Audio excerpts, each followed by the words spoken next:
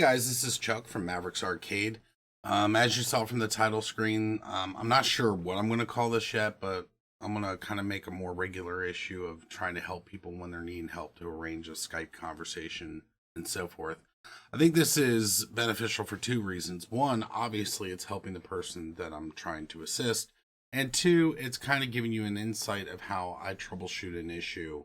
I was really happy here because this was an issue that I've not seen yet. As it turns out, the nature of the issue was that he was configuring his Ultimark to use the buttons as gamepad buttons versus as keyboard emulation. And since I haven't personally set that up, it took a little bit of figuring out how to get to what that issue was. So I'll let you see the troubleshooting process. Now, I am working with new scenes and trying to get my Stream Deck and everything set up real well. And one of the problem was I set up a screen so that his desktop would be the primary and then his camera and his desktop would switch spaces. However, I was so focused on the problem, I did not remember to switch between those scenes. So I'll get better, I promise. You look close and you zoom in, you can definitely see what's going on the screen. And I will be kind of commentating to just kind of help guide you. But I'm going to show you the clips of the troubleshooting process we had for both of the issues he was having. The first issue was he's setting up the NES emulator, and he wants the LEDBlinky lights to be programmable in the NES emulator and other non-MAME emulators. And my LEDBlinky series, it does show how to do this, and it looks like he had been setting it up correctly, but the buttons weren't lighting up. And he was having problems figuring that out, how to get that to work. So I jumped in, we connected with Skype, and we did a team viewer, and I was able to look at his system, and we were able to find the solution to the issue eventually. But you get to see how we kind of troubleshot that process. The other issue he was having is he was noticing when he was running Mortal Kombat 11 that it would create a weird static popping noise in his amplifier. And originally he thought it was the TV, but you get to see how we kind of troubleshoot and narrow down where the issue was. So definitely check it out. Here is the video of that clip. And again, I will be pausing occasionally to kind of give some of my comments on how we were troubleshooting the issue.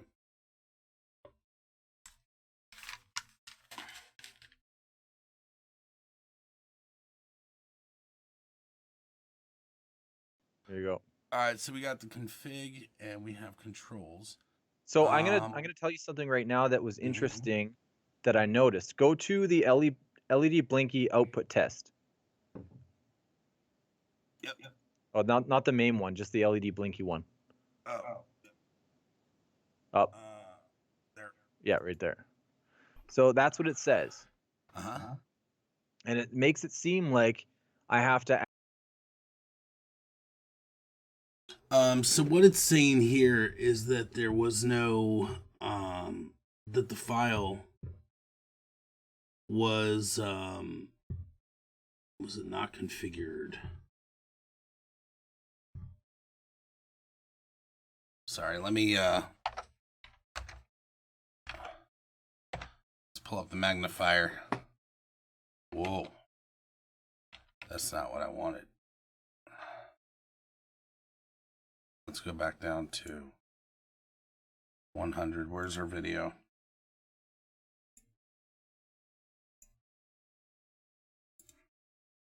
Well, that's not really helping. Oh, there we go.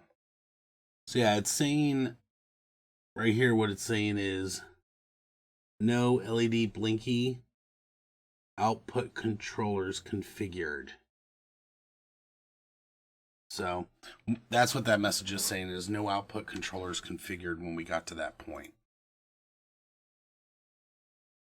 And we continue on. Add a LEDBlinky output in my Ultimark software, which I can do, but on your let me go through first. So let's look at the controls editor. Okay. And actually, I don't want to be here yet. I want to be on the input map. So you have these. Okay, there's the RGB. There's the. Pardon And me. you have the port label. It's funny. It wasn't until editing this video I realized he was drinking beer. So I was like, "What the hell?" But that makes sense now. One thing that may be hard to see right here is right now all of those buttons say key code A, B, C, D, so forth, and that's kind of some of the default settings. But it currently says key code. Keep that in mind. Here.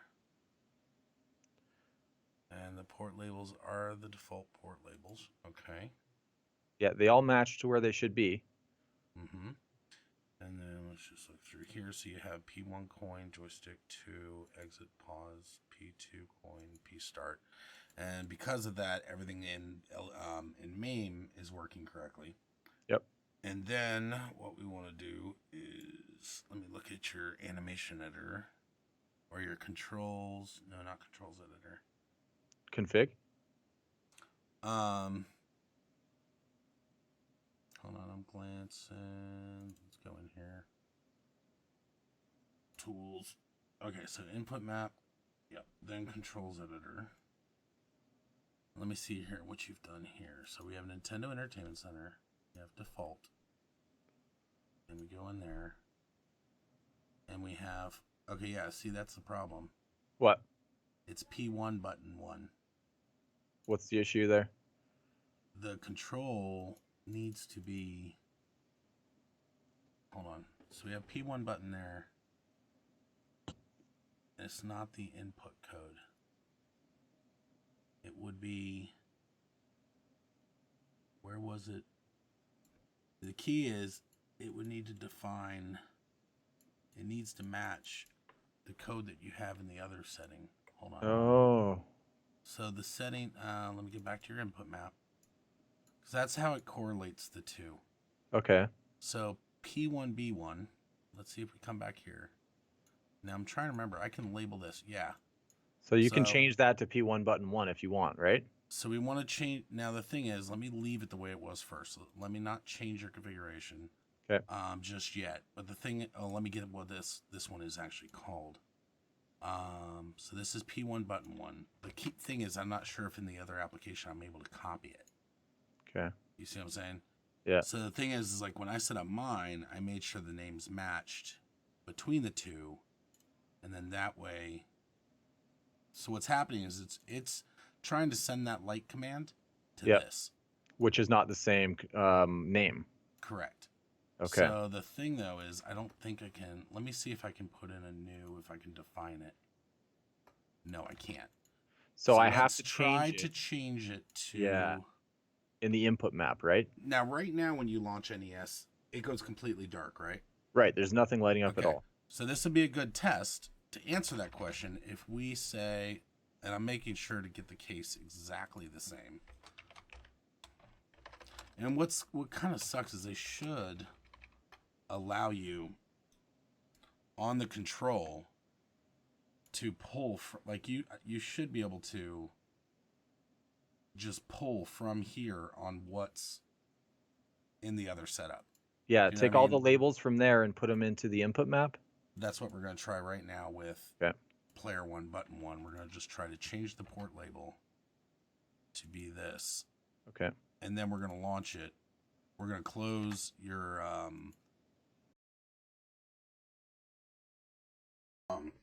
so now just for point of clarification, I hadn't played an LEDBlinky in a while, and the part that I was forgetting is this port label field right here. What that is for is when you're using the animation editor, this is the port label that will show up in your animation layout editor. That's what these labels are for. The part that needs to match up between the input editor and the controls editor is this part here where it either says key code, joy code, so forth. So these codes do populate in LEDBlinky, and you'll see us as we're troubleshooting discover that. But these codes need to match what's in the other application. And you will get to see us go through that troubleshooting process, but keep that in mind, especially since this screen is much harder for you to read because I forgot to switch my scenes correctly. But again, keep watching so you can at least see the troubleshooting process we went through to solve the issue. So we're going to set that. So now everywhere this is what it's mapped as. Okay. And that's your A button. So then we're going to go ahead and save this. So close Launchbox. Close Launchbox and make sure that everything for LEDBlinky is closed. Right. And then when we relaunch it, we're relaunching a new instance of LEDBlinky, and we can see if that's an issue. Okay, so basically that's good. That's saved. Close this. This doesn't need to be saved. We didn't do anything. And just launch Launchbox again, right? And then launch an NES game. Okay. So if one button lights up, mission success. Then you know what to do with the rest, right? Yeah. Okay.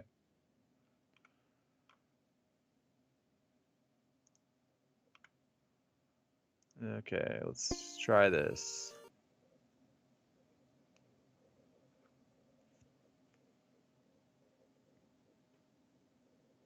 Nothing. Nothing there. Okay. No. Let me see here. Go ahead and back out. I love that you got the marquees on there. Yeah. Okay, so then, and how did it show the graphic game over? That was kind of neat. Yeah, that's just part of Launchbox, I think, now. Oh, I haven't upgraded mine in a while. That's why I'm glad about reinstalling my arcade here, as I get to try that out. Yeah, they just had a new update today too. P1 button 1 is the way it's called in here. Oh, wait a minute. You know what? Hey, Brian, can you do me a favor? Can you turn on my arcade? Please just flip that toggle switch on the top. Look, on the underneath the screen, to the left side. See the toggle switch? Thank you. I'm going to look at my LEDBlinky configuration real quick, because I know on mine I had it set up for the arcade, for the thing. Because it could have been, it could also be, well, no. Oh, wait a minute. Let me go over here. My best friend was hanging out with me. Do I have an option in the, not in here, over in the controls editor, under here, Oh, I have another thing to ask you when you're done there. Okay.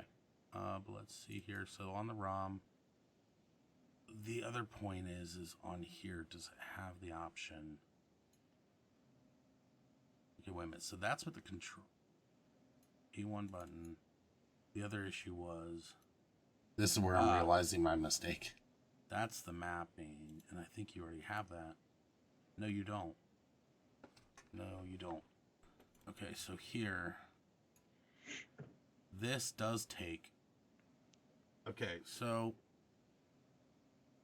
let me see if I can change the color here, if it'll override. Did your button 1 just change to orange? No, we're gonna have to close Launchbox because right now it has a default setup. Go ahead and let's go ahead and close Launchbox so we can get the.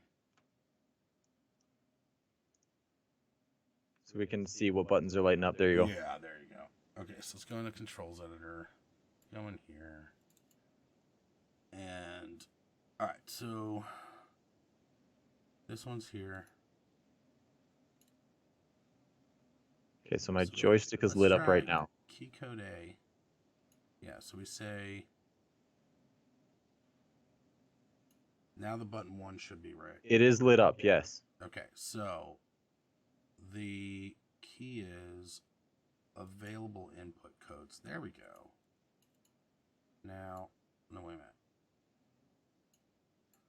No, not CP map, don't. So this is, we're talking about player 1 button 1. So we're going to get rid of this input code because the Nintendo doesn't use those. Okay. Primary control. That's your voice name. That is this. See, that's not. Oh, Jesus. Ricky, hit the button. Click again. That's not doing anything. Okay, no, it's not. See, what I would learn later is the reason why it wasn't doing anything is because it was a gamepad button. And this is not made to recognize quick keys for gamepad buttons. The quick keys are only recognized for keyboard commands. So next, when I'm pulling up Notepad, it is for me to try to see if, when he hits buttons, if it's corresponding data. And that's when I learn about the factor of it being gamepad commands, not keyboard emulation.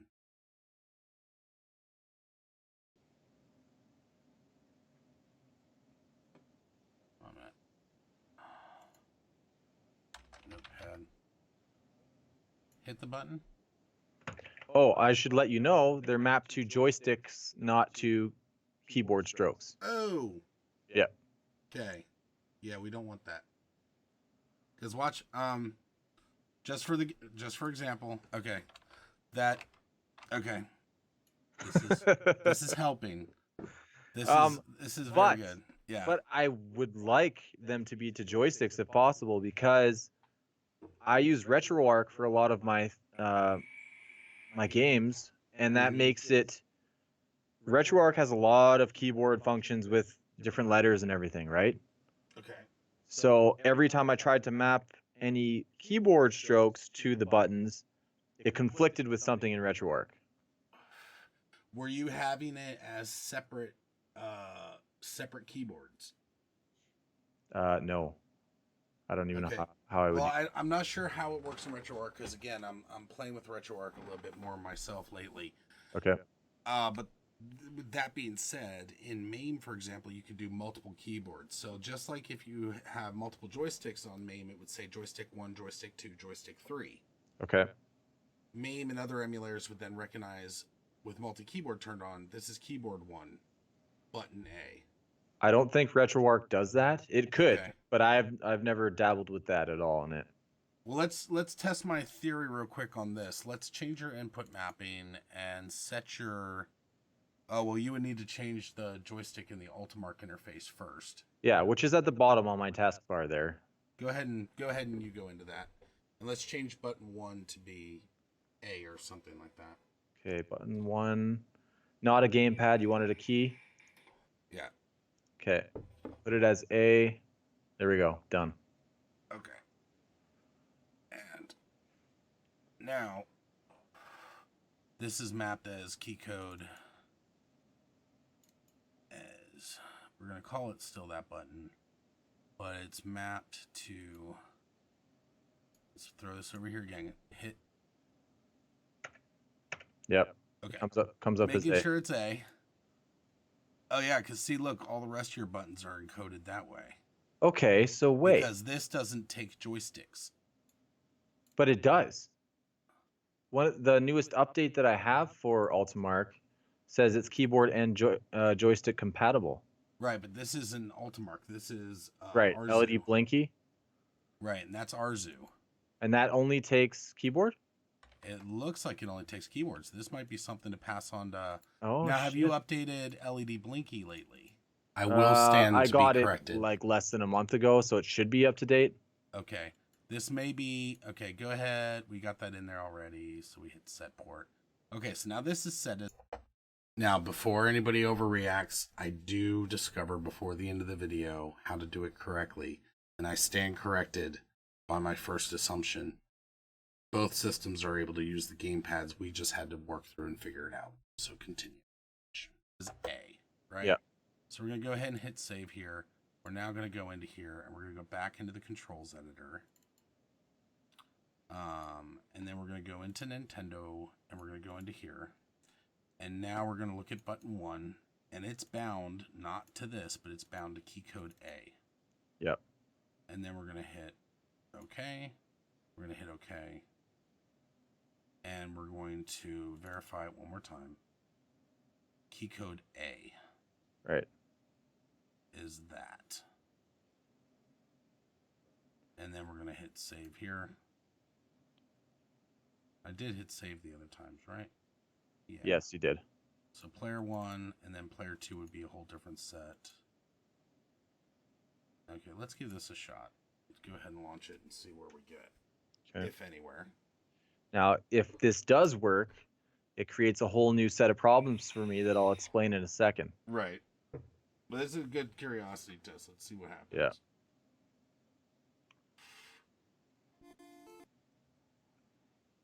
If this lights up, then we're good in that aspect. B turbo. Yes, it works. Okay. So that's, and you heard it announced B turbo. Right. Okay, so that's good information for us. So the issue right now is the joystick. So let's go ahead and exit out of here. Okay. And let's see. Let's close Launchbox. So now we're going back to the input map. So here's the thing: is the input map. Go ahead back to your Ultimark. Set the gamepad back to the way you wanted it. Set what back? The gamepad. Oh, back. Emulation on the Ultimark IO. Okay. Because I noticed your control editors were allowing joy input. So, yeah, like up that here, made me a little gamepad curious. enabled is yes, because I have that version or whatever that works with it. But like, okay, that's set, button 1. So that's all joysticks again. Okay, so now we're going to go back to here. We're going to go ahead and look at this and see if there's any joy. Okay, joy button 1. Ah, you have all key codes here. Right. So I have to change those? I think so. Let's see. Let's clear this one out. And because the thing is in your MAME, you have everything keybound, don't you? In MAME, I don't have anything set up because my MAME runs through RetroArch. So RetroArch controls all the controls. Okay. So RetroArch is translating everything. all of these to keypads, it would seem. So all I have to do I'm talking a little bit out my ass right now, just to be honest. all I have to do in RetroArch is set up the controls. It'll say push up. I'll do joystick up. I'll do all that, and it sets it up for every game, every console. Gotcha. So I haven't experienced this problem at all myself. So I'm talking out my ass a little bit, just to be, fully transparent. But I do like troubleshooting weird issues I haven't seen before. So this is fun. Yeah, that was the main difference between your setup and mine was that you used key codes and I'm trying to use joysticks. Right. Okay, so we have wrong system here. We want Nintendo Entertainment System. This time, we're going back here. And it automatically... No, it was set for this before. So now we're going here. We want joy code button we're getting rid of that. No, we're getting rid of that one. And we're looking for if there's joy code is an option in here. Joy code. There we go. Joy code button 1. Move that over there. This should work. If this works, then you're my hero. Button 1. So we'll hit okay, we'll hit okay, and then we'll hit save. And then you can do it again. Okay.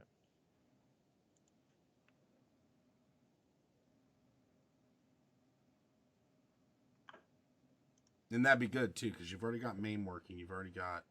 Yeah, it's easier for me to make the joystick function work instead of key codes. Come on, light up. Hey, look at that shit. There you go. Yeah, sweet, man. Cool. So that will take care of that. Okay. And now, as you can see, so the rest of the instructions you already know. You just have to make sure the mappings are all 1-to-1. And I think that was the problem is we had the default key map still in there. Now the question is, what I would do is I would go ahead and launch the RetroArch. Right. And see if that button 1 is now screwed up in MAME because the mappings are no longer. That's okay, actually, because I recently formatted the Windows, reinstalled, and I'm planning on redoing all the controls for RetroArch anyways. Okay. So I haven't even done them. It's okay. So you're in that's kind of like I'm at the point where I'm almost ready to reinstall Launchbox, and I haven't had an update on Launchbox in over 1.5 years. So there's a lot of updates that I haven't gotten to see yet. Yeah. So I'm very excited about that. But luckily, I've been having fun. I'm taking a couple days off this week, so I haven't gotten this week's video made yet. So you're saving me a little bit here. Well, there we go. You're now a video for me. Perfect. So, So your other question was the hump. So that takes care of your. That takes care of that. I can sort all that out. That's good. Cool. Thank you for that, by the way. Not a problem. So then yeah, the second question you have was regarding the screen. So what kind of yeah, screen is that in your arcade? You said a 42-inch? it's a 42-inch Sony Bravia TV as the Okay. monitor, and I had this and used it because it was an old TV that actually got struck by lightning like through our house, Mm-hmm. and it broke. I took it into a guy. He got it fixed. He just like changed something on the motherboard. It fixed it, and now Okay. it's just an old lying around TV that I use for this. So it Right. I works did the great. same thing with my 40-inch, yeah. So I understand that. Mine's a TV as well. Yeah, Uh, it works great. Just I've noticed the audio feedback only on certain games. Well, certain games more than others. okay. So the volume for your arcade, that all goes through separate speakers? I have an amp that I'm running. 1 second here. I'll show you Okay. And yeah, if I can on the take right. this Yeah, off. Oh shit. Okay, can you see that? that. There's an amp down there, Okay, yeah, I see it. and that runs all my speakers, and it goes to a subwoofer as well in there. Okay. Um, and all the wiring for that just goes alongside everything in the back of the computer there. However, it's I don't know what's causing it. Maybe plugged into the same power bar is causing something like that. I don't know. I would try to run a separate extension cord to a separate outlet to see if that could be having it. How many amps is that amp? It's not lots. It's like 200 watt or something. Okay, and your PC, you got a full PC in there, so that's got the PC Full draw. PC. Yeah, it's not a Raspberry Pi or anything. Now, you said it's more games than other, and the TV volume is turned all the way down, and the sound is coming through the amp. You Right. said? The TV provides no volume. It Okay. just I run all the speakers. Sorry, the amp goes right through to the computer and plugs in the 3.5 millimeter jack there. That could definitely cause some interference, especially with the amount of RF and power you have going through the arcade. Okay. Question for you: does the amp have a fiber input? Uh, it might. I'll check. 1 second. Yeah, and if your PC has a fiber input, then that could be an option for you to try to see if you Just can get rid of the interference. yeah, just change the inputs. Mm-hmm. Um, no, it's Okay. got RCA jacks and that's it. You may still want to. How long is your the 3.5 millimeter? It's as short as possible. I don't have Okay, it being longer than it needs to be. and the okay, so yeah, I mean you're obviously picking up. What's the volume level set in your arcade? Which part, like the amp or the computer or The what? PC output. What do you have that set at? It's it's just like the regular volume controls on my computer. I have it set to 100. Okay, I would. Well, first I would set that to 90. Just in general, but that's a Okay. preference at that point. Um, so you have. Oh, wait, it's Turtle Beach. Is that going straight to your headphones? Yeah, that's my headset, so I can hear. Okay, so when you have it on, you have it going through your normal, was it Realtek or whatever, to go to the amp normally, Yep. and then do you get the sound in the if you were to launch those games that normally cause the sound? Is your amp making the like? Go ahead and turn your amp on the way you normally will have it when you're playing. Okay. It is set that way right now. All I have to do is launch a game, and it should be good. Okay, so go ahead and hear if you hear the hum while the audio is actually being directed to your headphones. Okay, so I have it set to my headphones, but it's actually coming out of the arcade right now. I don't know why it didn't switch. Maybe it's a Skype thing. It shouldn't be. 1 second. Yeah, I can't change any Skype settings while I'm in a call.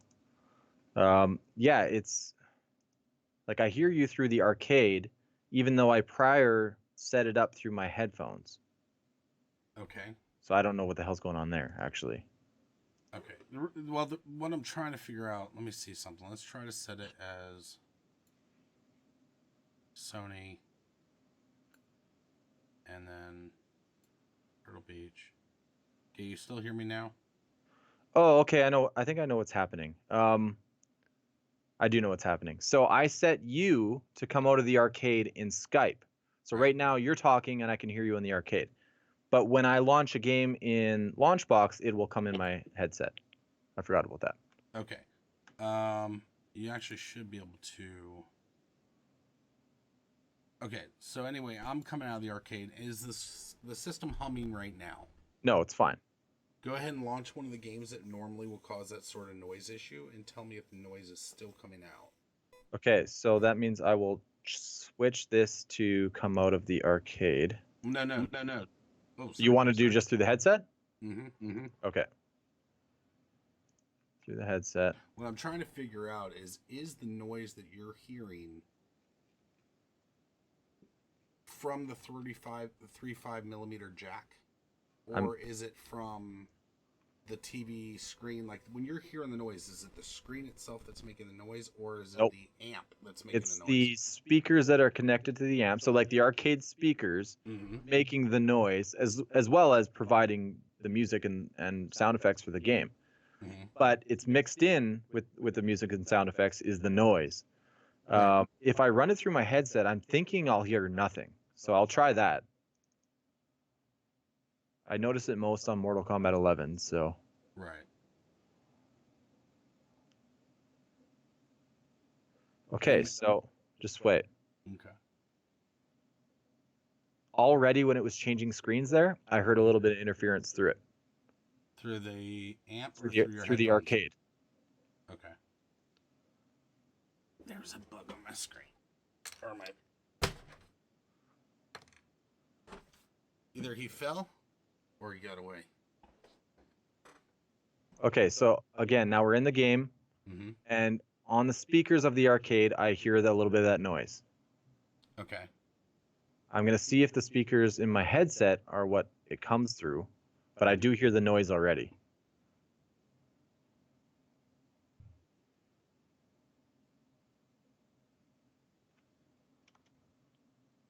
Okay, so yeah, the game is playing the audio in my headset fine, and it's clear as day.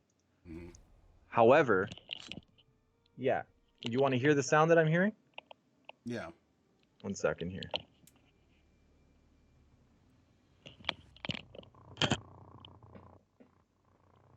You hear it? Oh yeah, it's like a little frog noise.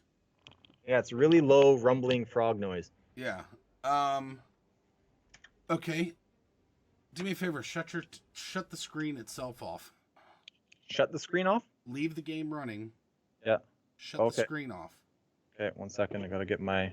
I'm just trying to cancel and narrow down specifically if it's the TV itself or an interaction between the computer and the amp. You know what I mean? Okay. Yep. Okay. Turn the TV off and the sound is gone so far. Well, the game's still getting ready to load. Yeah. But even on that loading screen, I used to hear a little bit. Well, right now I've got the splash for Mortal Kombat 11 up. Okay. Okay. Actually, I'm hearing the noise. Okay. So it's not an issue with the screen. So it's not the TV. I thought it was. Yeah, that's interesting. You see why I wanted to kind of break it apart and see. Right. So your TV seems to be okay. If you're hearing the froggy noise now, then one thing you could possibly check into, what's So yeah, I definitely still hear the sound when the TV was off. I still heard the sound. It was still happening. I've turned it back on now, and I'm still hearing it. But I'm gonna leave the game here because it's loud. That answers the question. It's not the TV. Right. The TV is not the issue. The a thing you could check is, let's see if the what the megahertz frequencies and everything are in your sound adapter settings. Okay. Down in the tray here. Well, let me grab it. So we go here and we go here and we go to playback, and we're going to look at, this is a device for your that your amp's hooked to. Levels, enhancements, make sure all this is off. The enhancements is disabled, good. Advanced, 44.1. Yeah, maybe changing that would have some kind of effect. Possibly, that's what I want to see. Let's see if we go to 48, if there's any difference. Okay. So go ahead and launch it this time. Oh, I can do it from here. Yeah, go ahead, just double click it. Let's see if it makes any difference. I doubt it will, but we can give it a try. Okay. Yeah, because at first I was thinking, okay, maybe the megahertz or whatever, or the hertz of the screen getting higher for the higher, faster games, but it should still be a constant 60 hertz. Yeah. So that shouldn't affect it. Right. But the fact that, oh, I think I know why. Yeah, I still hear it. Oh no, I think I know why. This is not an arcade related issue. This is a very classic problem. Okay. With computers, and when you plug it into an amp, it makes it even worse. Let me see what I could do to test my theory. We're going to check here and do hard drive stress test. This is the motherboard. The noise you're hearing is coming off the motherboard. Okay. Let's see. Do you have a very large file, like a multiple gig file you can transfer? Do you have, well, first of all, let's see. Do you have multiple drives? Yes. Yeah. So pull a very large file from one drive over to this drive. Okay. I think what you're hearing is interference generated by disk activity, and the reason why you hear it with Mortal Kombat 11 is because it's a much larger game with a lot more media. Right. So there's more things happening on the hard drive while. Mm-hmm. Right. Okay. Let's try that. This is originally why external or add-on sound cards like Sound Blaster and everything like that were so popular, is because every motherboard would give you this onboard audio interference sound. Now, in your case, you're hearing a lot more because you're pushing it harder through an amp, so right. forth. So that little noise is amplified to be quite loud. Right. And it's something that all gamers used to get annoyed with. Now, granted, the voltage regulators and everything else on the motherboards nowadays is so much better than it was when I was first building PCs. Mm-hmm. Like, I used to have to set the jumpers for a 486 board. So, the ones they have now have actually gotten to the point where there's very little interference that you hear from an onboard sound chip. But okay. I think what you're describing, and this will help confirm it, is I think you're having an onboard sound chip issue. So what drive, does it matter what drive I copy it to? As long as it goes from one to the other, because otherwise you're copying to the same drive, it won't put as much stress on the system. Okay, I'll copy it to my main drive. Let's see if I hear anything. I hear nothing actually on that drive. I can try copying the same file to the other drive. That's a pretty small file. You want a couple gigs? Yeah, I want to make your system cry a little bit. Okay. What do we got? Steam. Steam will have something. Mortal Kombat 10. Just make a copy of the entire folder. Yeah, no shit. Let's just do that. That should make it cry. Copy. Paste.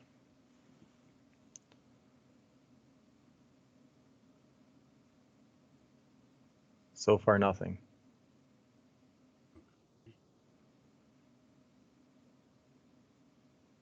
See, all the experience I have on playing Mortal Kombat 11 while hearing that issue, it seems to happen based on what's displaying on the screen. That's what's so weird. So the fact that we turned the TV off and it was still happening actually surprised me, because it does seem to matter. Let's say everything on the screen is like mostly white. It'll have a certain sound coming out of the speakers. And as soon as it goes dark, the sound changes. Okay. So, because this is causing no noise right now. Okay, we're going to go ahead and cancel this. Okay. And that was a copy, so you can delete You can just delete that, yeah. Well, I'm going to let you delete. I don't delete things on the people's machines. Probably for the best, yeah. What'd you do? Blame it on you. Okay, let's do this then. Let's cancel out. So we know there's no issue with. It does not seem to be an issue with drive activity. Right. Let's do a free GPU. I don't know if you have any on your system, but let's look for a GPU bench. Let's look at the benchmark, because the benchmark's not going to use hard drive. Right, that's going to be the GPU. Right. And Mortal Kombat would be throwing stuff at the GPU. Right. Which would then in turn be kicking. What video card do you have in this machine? This one has a 980 Ti. Okay, 980 Ti. So 11's going to put a little bit of stress on it. Okay. You're going to be spinning up your fans, which is going to create some power draw and interference. What type of power supply do you have in this machine? Wattage? Yeah. I think it's 650. Okay. That should be good enough. Yeah, it should be more than enough. Yeah. And it's platinum, platinum, gold, bronze, silver. I think it's gold. Okay. It should be pretty stable power there. Yeah. The LEDBlinky wasn't lit up when you launched that game. And you haven't had any issues when you're doing an animation in LEDBlinky with interference sounds, correct? Yeah, no, it doesn't seem to be affected when I'm doing any of that stuff. It just, like, Mortal Kombat 11 is the biggest culprit I've noticed so far. Mm-hmm. But every game has a varying degree of that noise. I'm wondering how much. What you could also do is in the future when you're launching the game is keep your task manager running. Yeah. And see if there's a like if your CPU load, GPU load, and everything has any correlation. Yeah. Well, What's that would kind of make sense because MK11 just came out. It's fresh, and that would be the most demanding game I have. Right. And that's what I'm saying. There's something. By shutting off the screen, we verified it's not interference coming from the screen, which that's a good thing. But that sound that you played is, again, very common to a GPU or a onboard sound chip. Yeah, so I guess let's just run it as is here and see what happens.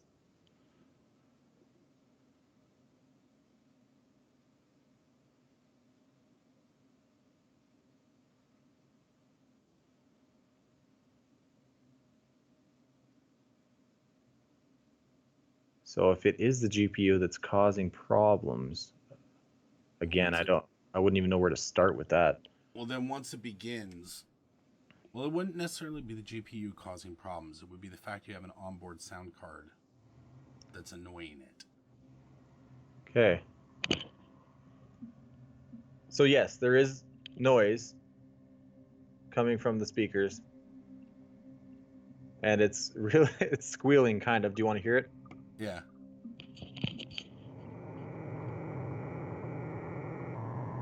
Oh, fuck. Yeah, like it's actually going the most I've ever heard it. So that could be related to the GPU or something. We're stressing it out. Yeah. Okay. So there could be, you can go ahead and let's do this. Let's set this thing down. How do I close this? Hold on, let me go to settings. Now I'm going to drop this puppy down to an extremely easy number to do. We're going to see if it gets easier. Anti-aliasing off. Full screen. We'll do wireframe. Like I said, we're going to make this thing easy. Okay. No shadows, no refraction. We're just going to hit OK on that, let it reload.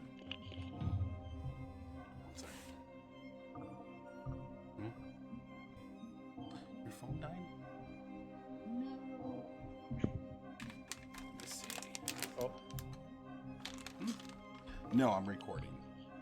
Okay, so it is making noise, but a lot quieter. It is a lot quieter. Okay. I think that gave us the information that we needed. Is we're generating on the graphics cards, when you're doing heavier work, it's pulling more wattage, it's pulling more power, which could cause more interference, especially with an onboard sound card. Okay. So the solution, let me flip back to Skype so I can have you on my screen. Okay. Here you are.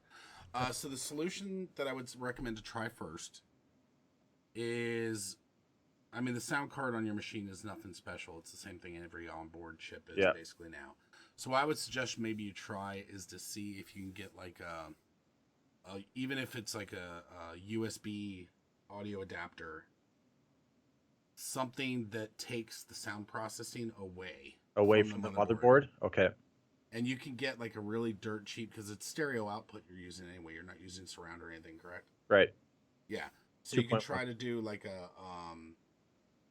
USB to stereo output headphone adapter sort of looking thing. You know what I'm talking about? Yep. Like hell, this headphone set came with one of those adapters with it.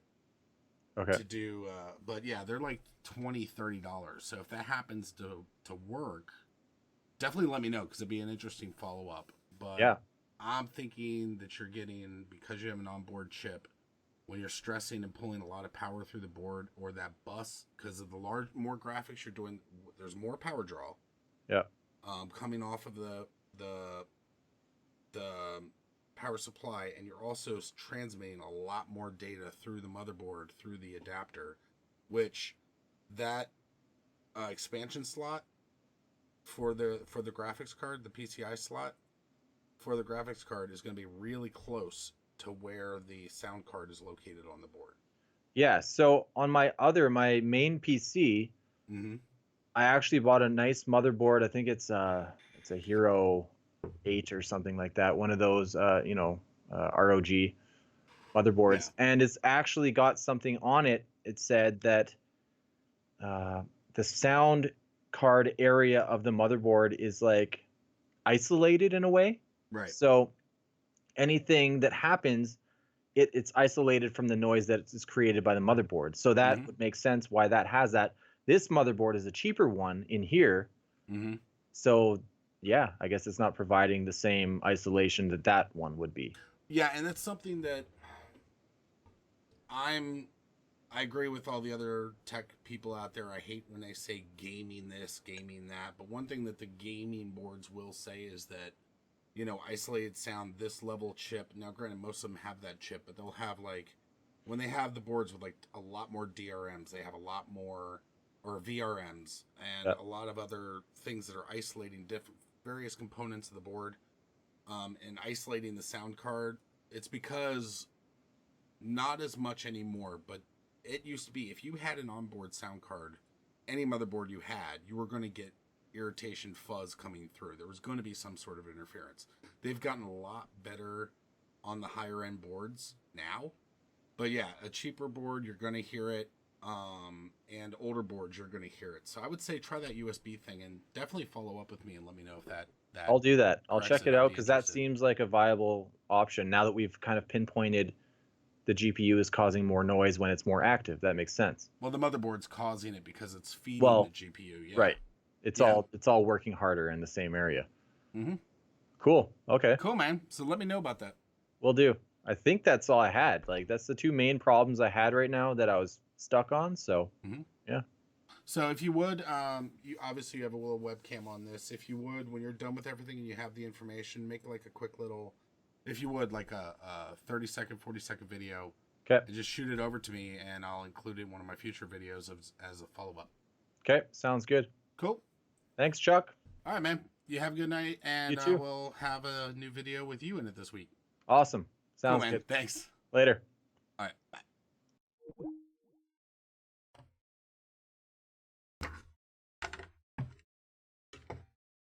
All right, so yeah, as you can see, we did a lot of troubleshooting, working through the issue, isolating the one problem from another problem. First we made sure it wasn't the TV, because some TVs do have a noise that they make that you can hear, especially old tube TVs. There's like a pitch squealing noise that you can hear, or at least some people can hear. I'm one of those people that it annoys the shit out of me. We verified it wasn't that. Then we're like, okay, maybe it's the audio connection. And then we noticed, okay, maybe it's the motherboard making the noise. And it used to be a lot of times drive activity would cause that noise, but that didn't do it. So then we're like, okay, well, it's happening when graphics things are changing. So let's test out the CPU by running stress tests against it. And then as we noticed, the harder we were making the card work, the noise changed.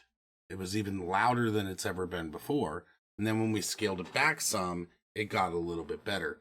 So I definitely think we're on the right track. I think it's an issue with the motherboard generating interference in the line, which is an old common issue. It's gotten a lot better, but it is an old common issue, and he's got a solution to attempt. He's going to hopefully let us know how that turns out. And we were able to figure out the issue with the LEDBlinky was because, again, you have to make sure to have that the code for the actual inputs match. And again, that label field is strictly so that when you use the animation editor and you create a layout, that's how all the buttons will pre-populate, and they'll pre-populate in a grid, and then you basically just drag them out to where their positions are on your control board so that you can create animations. But those labels are so that you can get little button representations in the layout editor. So in any case, that is the troubleshooting session we did with Billy, and it looks like we were able to help him out, which is awesome. If you need help with any arcade problems that you're experiencing, please let me know. You can shoot me an email at mavericksarcade@gmail.com. And again, I don't charge specifically any amounts or anything like that for helping out with your arcades. If you guys find that I've been able to help you out, and you want to send a donation or something to help with future projects, you can do that either through Patreon, or you can let me know and I can give you my PayPal information or whatever. Again, not required. It is appreciated, but not required. Hopefully we will get some follow-up from Billy that I can post in a future video to confirm or deny whether or not those issues are resolved, and that would be good. Also, if you have an arcade that you would like to share, if you would, send me some pictures from all different angles and a little blurb about, your favorite games, what inspired you to make your own arcade or purchase a kit, whatever you happen to do, and like a couple of your favorite games. Send me that information and I'll feature you in one of our future videos for like spotlighting of your arcade. Again, I'm trying to figure out also a good name to name these help sessions. Right now, I'm just going to call it MA Rescue. But I do want to find a name because I want to do these sorts of calls more often. But again, let me know what you guys think in the comment below. If you've not liked and subscribed to this channel, please do, and you'll get to see the future updates and various videos. But as far as today goes, that is it for today. And again, I appreciate you watching and see you next time. Thanks again for watching. If you haven't already, please click like on this video and subscribe to my channel for future updates. If you'd like to see more content, please check out the following locations. I primarily use YouTube to store the final versions of my how-to videos. Facebook is used for communication, including notices about upcoming videos, behind-the-scenes photos, and occasional live streams assisting users with their own systems. I also stream on Twitch while recording these videos so you can see behind the scenes, machine setup, and of course the occasional bloopers. Check out these channels and let me know what you guys think. And as always, thanks again for watching.